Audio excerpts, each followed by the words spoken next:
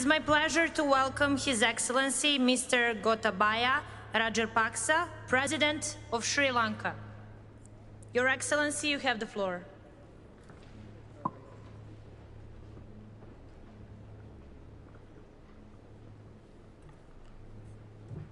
Chairperson, Excellencies, delegates. This event takes place at a critical time for humanity.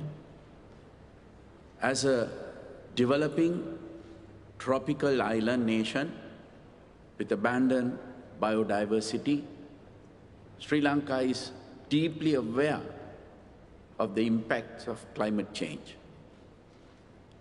Our rich philosophical heritage, shaped by Lord Buddha's teachings, places great value on environmental integrity. Sustainability is therefore at the heart of our national policy framework. Sri Lanka's updated nationally determined contributions aims to reduce emissions towards achieving carbon neutrality by 2050.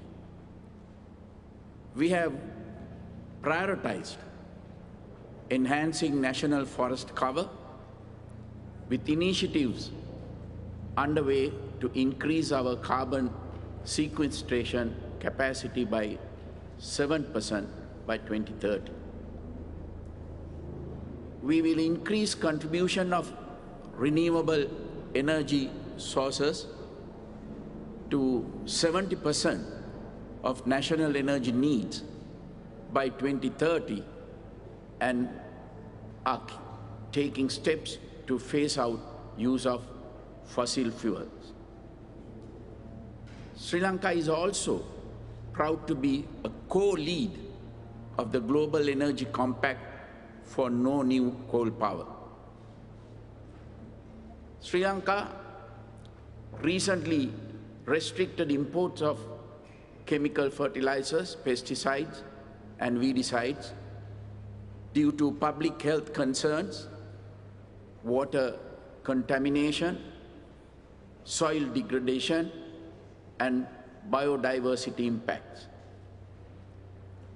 Although opposed by entrenched lobbies, this has created opportunities for innovation and investment into organic agriculture that will be healthier and more sustainable in future.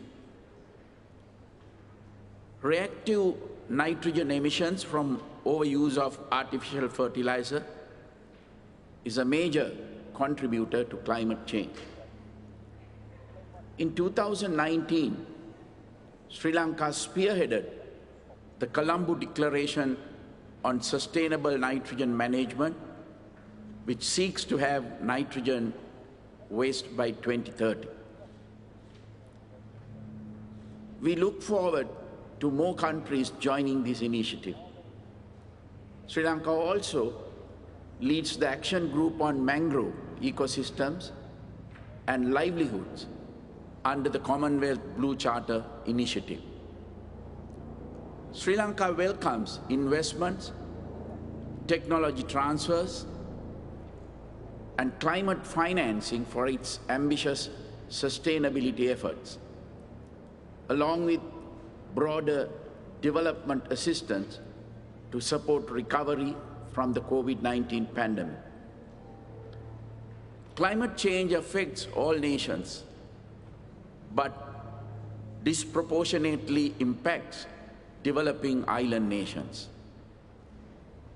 Developing nations that take bold steps towards climate change mitigation and adaptation deserve extensive support.